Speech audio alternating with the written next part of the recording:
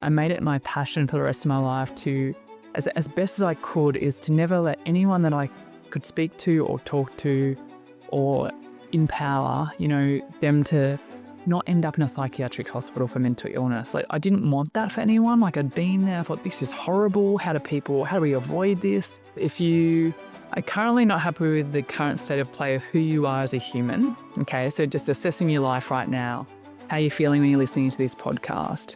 You're feeling you've got good energy, like you're waking up with good verve, you're vibrant in this life, like you're happy, you've got joy, you're happy to do what you do every day. Then if you don't take on any new habit to change it, so you're like, you know what, Chelsea, I'm not feeling great, I'm feeling sluggish, I'm feeling lethargic, I feel like I'm burnt out.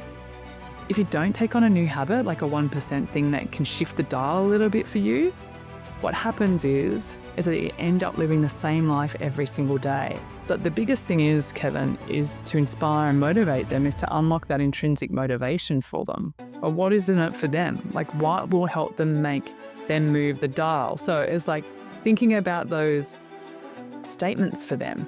Like, another one is, a healthy human has many goals, an unhealthy human has one.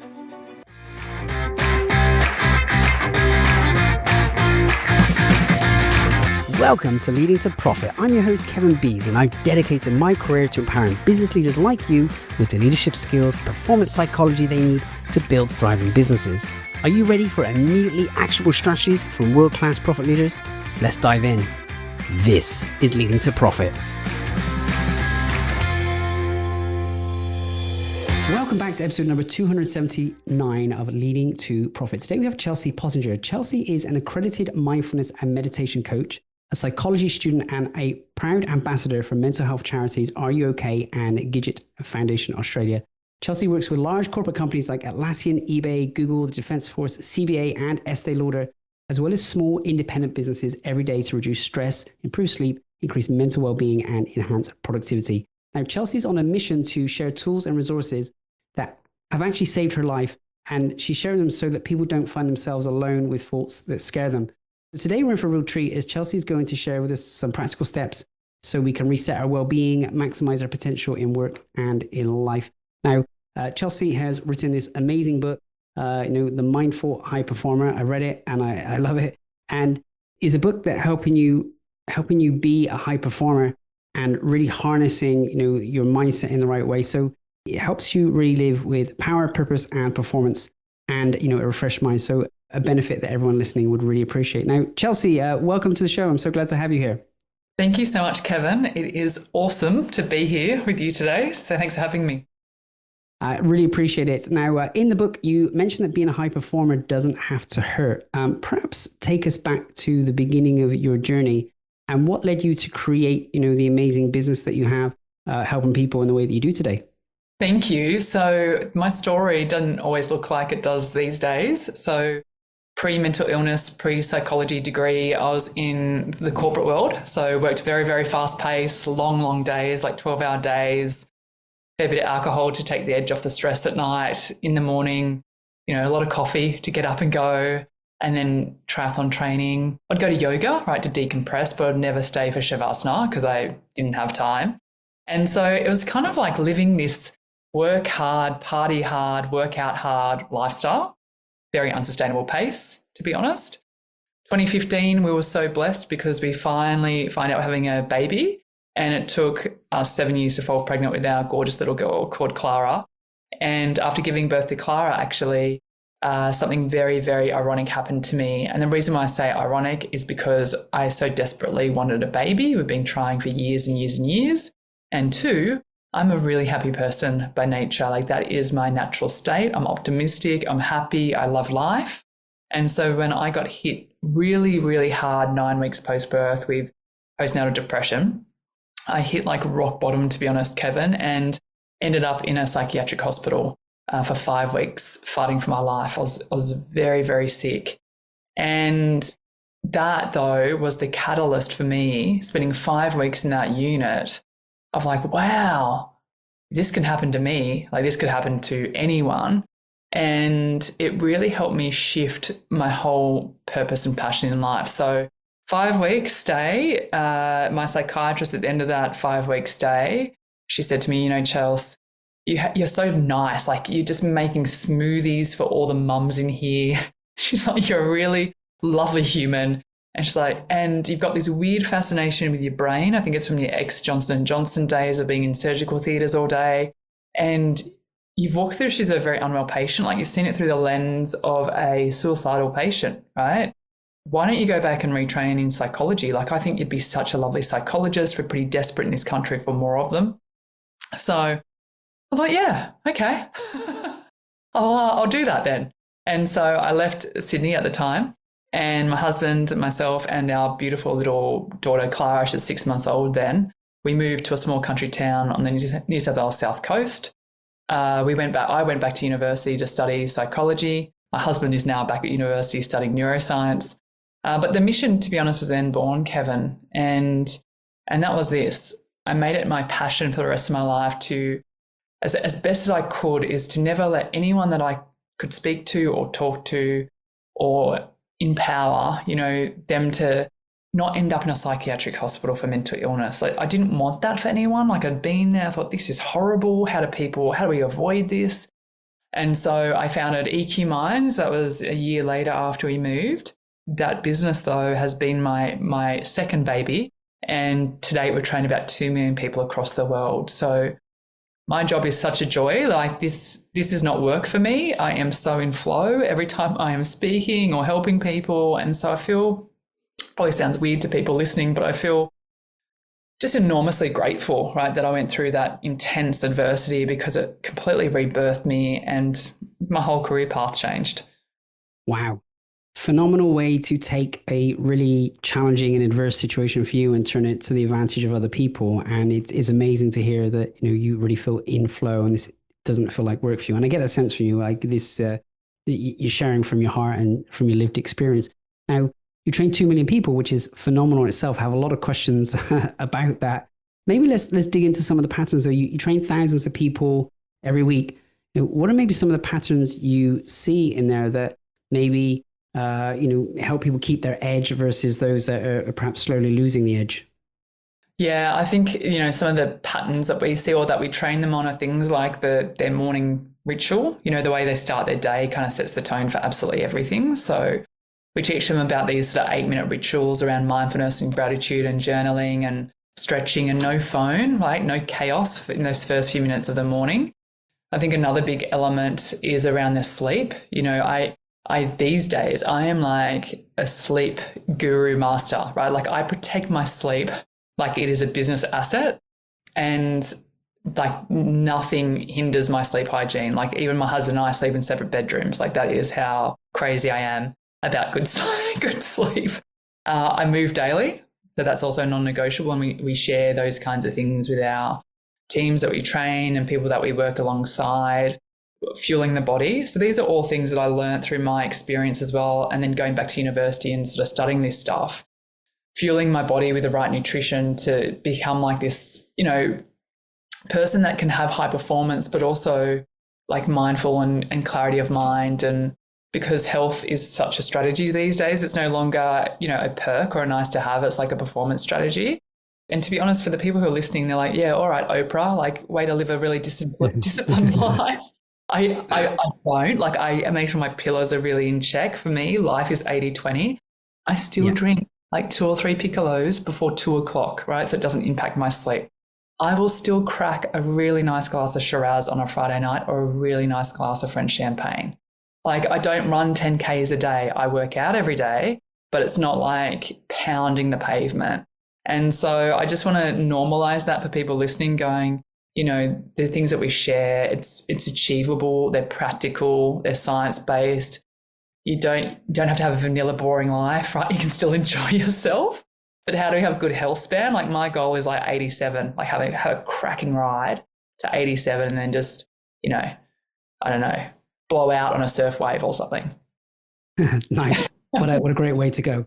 And with health and longevity the way it is, you know, maybe we'll even extend way beyond 87. I like what you shared here, like the sleep being super key, moving daily, right nutrition. These are solid foundational pieces. Let's go back to this 8-minute routine, because I think often we hear gurus or experts tell us we have to do, you know, so many things. You've got to meditate, you've got to ice bath. And And it can be like, hey, well, I don't have 3 hours in my morning. You know, we've got young children, we've got businesses to get on with, you know. So tell us about this 8-minute ritual. What can we do to really set our day off to the best possible start? Yeah, it's super easy. It's so cool and it's science-based, so that's also nice. So when you wake up in the morning, there's 5 tips to it. If you want to, I don't know if people want to jot these down so they remember them. So the first one is when you first wake up, one, change your alarm clock sound. So if your sound is like beep, beep, if that's your sound, you want to change that one like pronto, because you're ripping your way. Your brain kind of operates in these brainwave gears, and you rip yourself out of, like, you can imagine you're asleep, beautiful delta brainwave, and then you just hear this beep, beep, and it rips you out to beta brainwave of high stress. And so you skip these other important brainwaves and you kind of scare, jar, right, your way into the morning. So switching that over to like nature sounds, music. Oh my gosh, Kevin, there's like an applause app, which I did for a few weeks, where you give yourself like a standing ovation as your alarm clock for waking. It's like super hilarious to wake up to. You just like sit up out of bed going, you know, thank you everyone, I'm here, I've arrived. So that's gold. So that's number 1 of the 5 for 5 challenge. Tip 2, easy thing for me to say. So easy for us to all say this. Hardest thing for human beings to do. And that is just not check your phone for the first 8 minutes. You know, like, so your phone, so tip 2 is phone goes down on your bedside table, right? Because what happens there, as soon as we look at it in those first few minutes, your brain is, you know, in quite a vulnerable state when you first wake up. So what happens is whatever you're consuming off your phone, work, emails, social media, hits back through your eyeballs, takes that right back through those data points to your amygdalas. You get a big cortisol surge, a big norepinephrine surge. And the fascinating thing is your synaptic connections in the brain start to fire in a way that, you know, it's, I guess they fire, right, for fear and worry and stress and paranoia with what we're looking at off our phone. And you may have heard before, Kevin, you know, what fires together wires together. That's so true, right? So if we're waking up in the morning, that's the first thing we put inside of our mind. We feel that trauma, that visceral trauma in every cell of our being. We kind of start the day going, gosh, you know, the world's in a bit of a state. It feels like it's spinning out of control. Like, that's kind of the vibe. So instead, phone goes down. That's tip 2, right? Tip 2, just don't look at it for the first few minutes of the morning. Tip 3 is this, up here inside your mind. Think about 3 things that you're genuinely grateful for in this life, like genuinely grateful for. Now, this isn't about toxic positivity, which we do hear a bit out there on social media, you know, like good vibes only, like all those quotes that everyone's like, yeah, no bad days ever, because that actually does not exist. So we have to feel all emotional data points in this life. But what this technique is about is scientific ways, when you do gratitude first up in the morning, is how to release serotonin into your brain, your happy chemical, rather than norepinephrine and cortisol. And now you're wiring the brain for gratitude. So again, you've got to think about the brain will start to algorithm, right? Start to fire up new synaptic connections. So things that are more positive in nature. And that just has to be a better way to start the day. And then tip 4 is open up the curtains, sunlight onto the eyes, preferably getting outside, suppresses melatonin. You start feeling more awake, and just saying something like, today is going to be a good day, again, and trying to hack the brain so it's constantly looking for reasons for it to be a good day. The brain, unfortunately, due to the negativity bias, it kind of velcros up for the negativity stuff because it's a survival mechanic of the brain. It's just trying to do you a favor by keeping you alive. So we tend to worry and we tend to go, so we've got to kind of hack the system the other way. Today's going to be a good day. And then tip 5, if everyone wants to just jot this down, if you'd like to, do that for the next 5 days. That's it. That is your own clinical trial on yourself, your own 5 for 5 challenge. If you don't see a difference 5 days from now, go back to looking at your phone when you first wake up. But I know that all of you will do it because I'm married to a skeptic banker and he used to challenge me on the research all the time. And then Jay started doing it. That's my husband. And 5 days later, his lens changed of the world. And he was like, I had no idea. Look at getting up, looking at the market, how detrimental that was for my brain. And now he's actually, I recruited him out of the bank and now he's the general manager at EQ Mind. So that was a win for me. Congratulations. What a good win. Hey, who knows where it will take you then? Do your 5 for 5 and you may end up getting a job with Chelsea as well. So, or something else that suits what you want in your life. Now, the important thing is some of you may be listening, go, oh yeah, I kind of heard this before, but the question is, are you doing it? And if you're not doing it, then let's take on the challenge. I think it's a great challenge. I mean, I will take up your challenge, because I know for sure that phone ends up in my hands before 8 minutes. It definitely does. I've changed the alarm clock. I definitely got that sorted. Know about gratitude, but do I do that in the morning religiously? No. So I think I'm on. I like your 5 for 5 challenge, Chelsea. It's in. We're sold. And if we don't break and change these habits, ultimately, like, where does it lead to? Like, what's the risks? The risks are this: if you are currently not happy with the current state of play of who you are as a human, okay, so just assessing your life right now, how you're feeling when you're listening to this podcast. You're feeling you've got good energy, like you're waking up with good verve, you're vibrant in this life, like you're happy, you've got joy, you're happy to do what you do every day. Then if you don't take on any new habit to change it, say you're like, you know what, Chelsea, I'm not feeling great. I'm feeling sluggish. I'm feeling lethargic. I feel like I'm burnt out. If you don't take on a new habit, like a 1% thing that can shift the dial a little bit for you, what happens is that you end up living the same life every single day. And to be honest, Kevin, this is such a short journey, right? If we think about the days we've lived, like our current age, the days that we've lived and the days that we have left, at my age, at 43, I've lived more days than what I've got left if I'm to live to the life expectancy of 82 as a woman. And so I want to extend that, but I don't want to live for a long time if my health is crap at the end. So I want to make sure that I've got good health span the whole way through. And I read this great quote the other day, and it's so true. I used to finish off my keynotes with this quote last year, is this: if you don't make time for your wellness every day, you'll be forced to take time for your illness. And that couldn't be further from the truth. And so at the end of the day, we've got to own it, right? As an individual, a lot of people point their fingers out going, this is why I'm unhappy, or, this is why I can't exercise. Just take some ownership back in to the in-house and go, well, this is my only home I've got. This is it, right? This is my only vessel. If I don't take care of it, I've got nowhere else to live.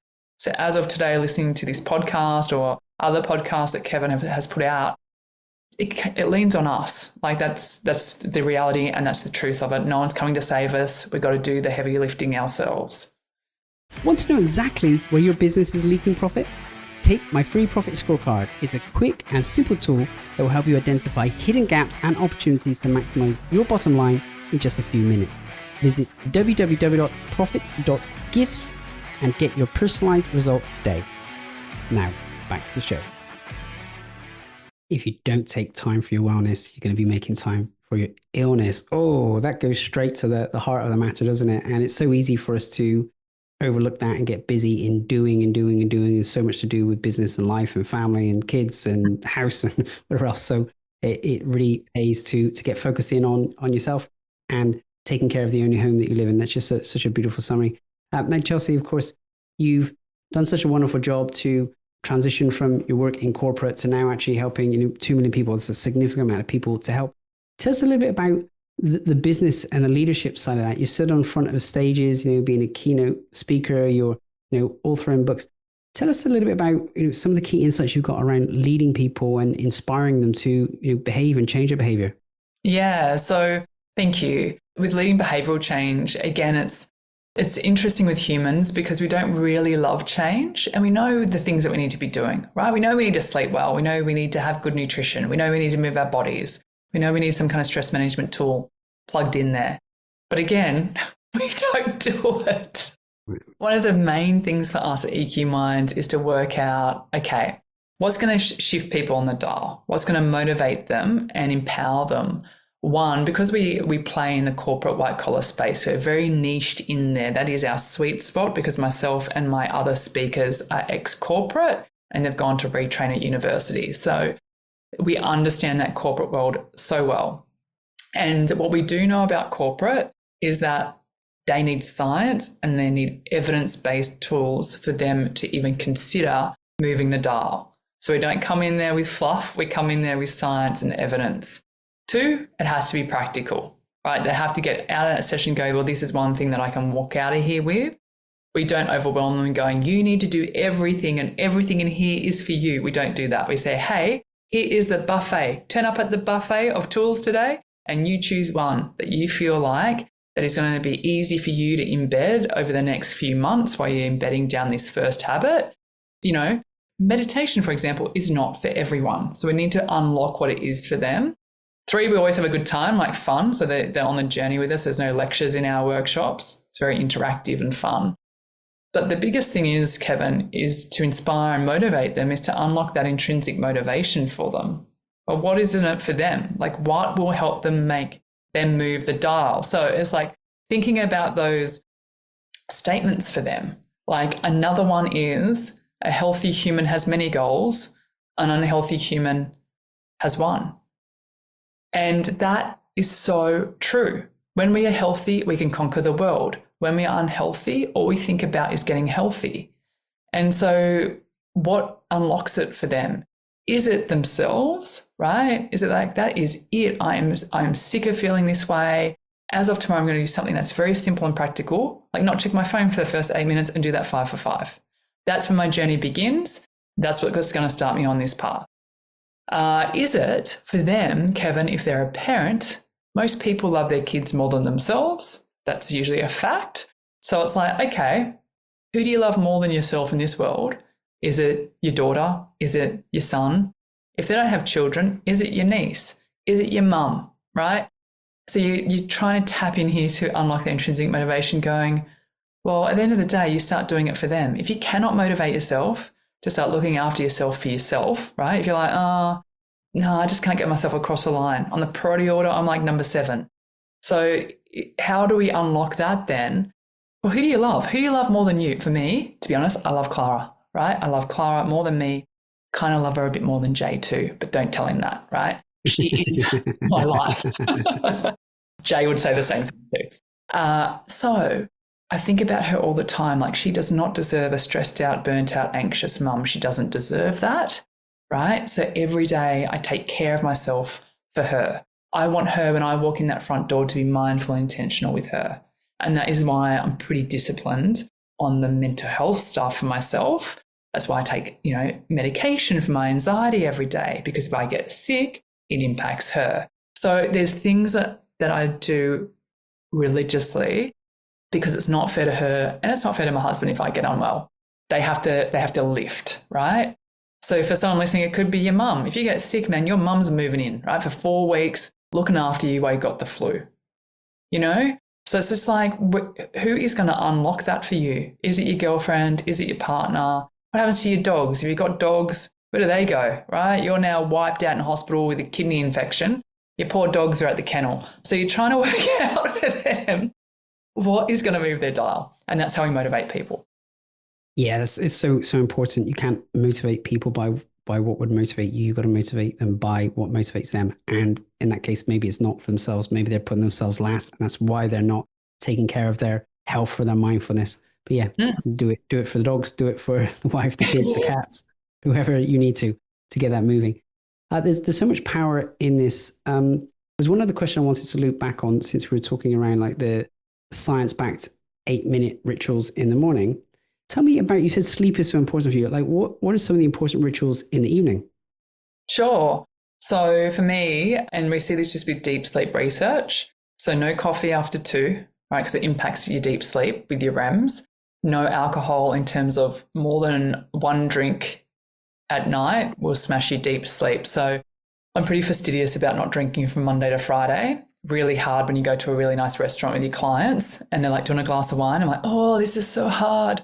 But I just like, you know what, I need to be really disciplined, especially during the week, because I'm on stage a lot. So I want to be really clear, clarity of mind, things like that. So I just don't drink Monday to Friday.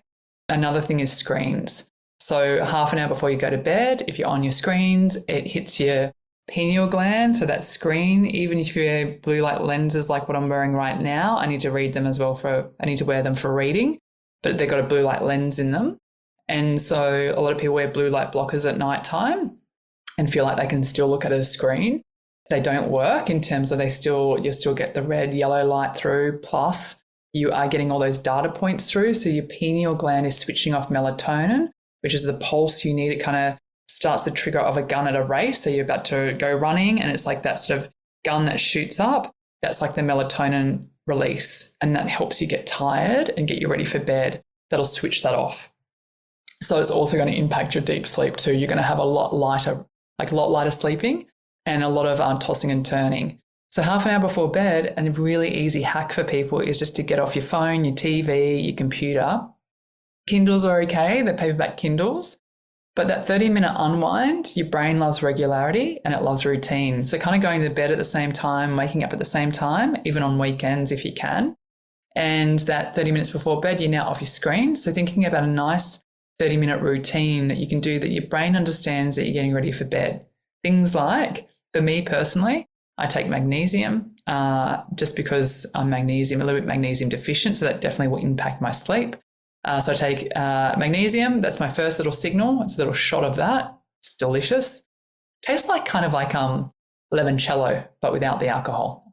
And second, that's only for the weekends. That's right. I do limoncello on the weekend. That's correct. Then hygiene stuff, right? Shower, brush teeth. So these signals to my brain are, Chelsea, I get what you're doing to me. You're getting me ready for bed. So do that hygiene, right? Then I stretch. I stretch every night. Flexibility is a huge thing for me as I age. So I get on the foam roller, I stretch out. Then I'll read a book, one that's not on a screen. I usually read fiction to escape. And then 10 minutes before bed, I set up a sleep guided meditation with Andy from Headspace. And then I put an eye mask on. And then I'm kind of down and out for the count. And something that I've actually included recently, because I've got a new flatmate in my bedroom. Her name is Clara. She's my 10-year-old daughter. She's effectively just moved in with me in terms of she's in my bed every night at the moment. But she's good. She just lays like a log. And she's just so cute and holds my hand and my face. And she's just beautiful. So she's now in my bedroom as a part of this 30-minute unwind routine. So I've pulled that a little bit earlier just because I need to get her to bed earlier. But we will do journaling together every night as well before bed. And it just sets her brain up for these beautiful, sweet dreams. Things like, what are you letting go of today? And then things like, what are you grateful for today? And then what's your intention tonight? And she comes up with some crackers and she just wakes up every morning going, Mama, I had the nicest dreams. So that's cool. There you go. I love that priming. And I guess there's a lot more depth on that in the book. So if you're intrigued by that, you want to do more in journaling, I know you go for that in a lot of detail inside of here. So we get check out The Mindful High Performer. And it's beautiful. I was going to ask earlier about, how does that sleep routine? Because I know my children are similar age to yours. Mine are 8 and 6, so a little bit younger. They don't always sleep through the night. So being religious about that sleep routine, I've got to get a little bit flexible with that one for sure. Of course. But they also need sleep routines as well, right? They can take on as well, which is cool. Yeah, that's right. It's great, and what a great habit and ritual to do. I know with my daughter, she the 8-year-old, she reads now like a physical book, which is great. I know for a while she was listening to meditation apps, and I think she must listen to so many meditation apps. Like if I ever asked her to make up a meditation, it's there. She can make one up for someone, which is quite phenomenal when you think about it. Their brains are absorbing these things. Now, Chelsea, I know you've got a lot of other things to get onto today, but I do have one more question for you, maybe two. Number one, we often say on the show the quality of the questions we ask ourselves impacts the quality of the life that we lead. With that being true, what's one question you've asked that's had the biggest positive impact on your life or the life of the clients that you serve? So I think about this all the time because it was actually my psychiatrist who is like the wisest counsel. She's such a weapon of a human, and she saved my life, and I still send her a card every year on the day that I was admitted into hospital with photos of what we're doing, just a thank you card and a gift just to say, we love you, thank you for saving me. And so it was her actual question that she asked me that changed my life, and it helps me also help my clients when we're running like a goal setting workshop or anything like that. And so when I was recovering, I didn't need external goals per se, I needed hope. There's a big part of the recovery, and that's why St. John of God is so effective, is because of the hope optimism stories you're around there. But the one question that changed everything for me was this. So at the end of the 5-week stay, she said to me, Chelsea, in the future, how do you want to feel? Not what do you want to have? Because, I was living in the eastern suburbs. It's pretty externally validated material wealth there. And, I was probably caught up in the wrong kind of story of success, to be honest. And I said to her, Dr. Lou, in the future, I want to feel calm. right? I want to feel a sense of peace and a sense of contentment. And I want to have less anxiety, to be honest.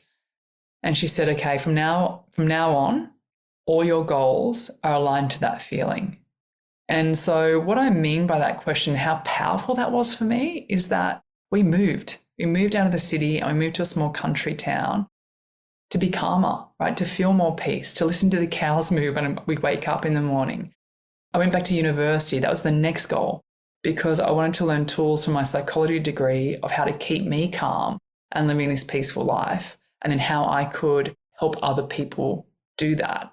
The friends that I choose, they are the most positive, inspiring, awesome humans, because we are our environment, right? So choose very carefully of who you're hanging around.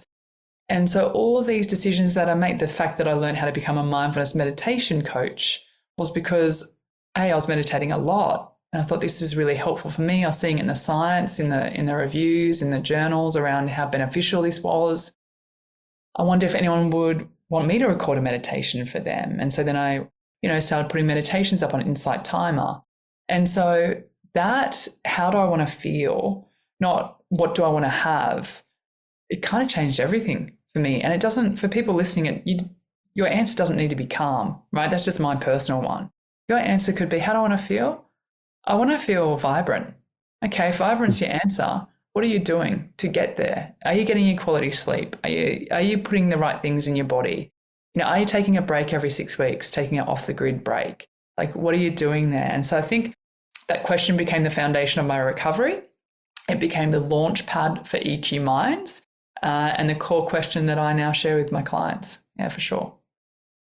Beautiful. And what a really great example to share with it. And that question has literally been life-changing for you and the 2 million plus people that you've helped so far, and then however many people you continue to help until you reach the ripe old age of 87 and you go for that last surf. So the important thing then, the question here is, in the future, how do you want to feel? And it's just, it's qualitatively different, isn't it, to what do I want? What do I want to achieve? Is what do I want to feel? And quality of your life comes down, to it really is the quality of your emotions. So if you're not actually, everything you do ultimately is to get a feeling anyway. So just go to that and define what that feeling is. So I like it. It goes straight to the heart of it, and it's very powerful. You remind me, someone asked a similar question, but not framed in the same way, not with the same example for you. And it's another mindfulness guy. You probably know him. He also lived in the eastern suburbs. A guy called Tom Cronin. He did a lot around that. And his life-changing question was, what do I want to feel? So I guess his was more grounded in the present, but yours is actually forward-looking. He's like, I'm not there now. How do I get there? How do I create that? And so I think just tying those two together now, that was a long time ago. That would have been one of our first 6 or 7 episodes. So very powerful. And I know he's also making a big impact in the same way that you are out there helping. So I really love that. That's so fantastic. I know I've got to get you off to the rest of your day, but there's so many more things I want to ask. Here's the important question. If anyone listening wants to get in contact with you, where is the best place for them to come and find you? Thank you, Kevin. So the best place would be at our website, so eqminds.com. So that would be the best place for, our corporate workshops, our keynotes, what we do. If you are on social media, we do tips and tools up there every day. So that's, again, EQ Minds. And if you are thinking, Chelsea, I want to learn to meditate and your voice is okay to me, Insight Timer, Chelsea Pottenger. So I'd love to put you to sleep tonight in a very non-creepy way. Okay, invitation accepted. And wherever you're listening, just as a quick recap then, definitely be asking that life-changing question, what is it I want to feel in the future? And I think taking up Chelsea's challenge, like the five habits there, alarm clock change, to something that's, more relaxing. I like the applause idea. No phone for the first 8 minutes, 3 things you're genuinely grateful for. Start off with gratitude. Just get your sunlight into your eyes and make the affirmation, today is a good day, and do that for the next 5 days. I think if you can even do only those 2 things, I know there's a million other things in here you could try on. If you start then have a good bedtime routine as well. These things really set us up, and I highly recommend it. Get a copy of, Chelsea's book as well. So Chelsea, I'm so grateful for everything you had to share today. And do you have any final messages you'd like to impart?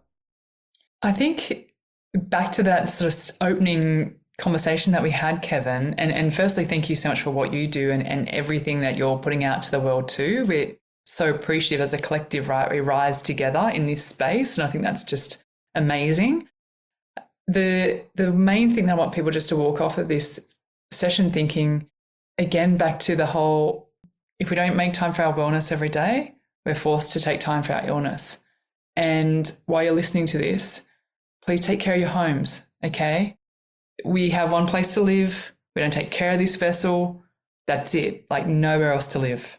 Okay, so every day just think of one little thing you can do to make you a better human tomorrow. So I think that's a key message for people when they're jumping off going, right, that's it. One little thing, what can I do today? One thing, one action. You can all do that. Whatever that is, go to it, get to it. And Chelsea, thank you so much. I really appreciate it today. Thank you, Kevin. It's been a pleasure. Thank you for tuning in to Leading to Profit. If you found value in today's episode, please subscribe and leave a 5-star review. It helps us to reach more leaders like you who are committed to maximizing their positive impact and profitability. Until next time, this is Kevin Lees. And remember, you stop leaking profit when you're engaged in leading to profit.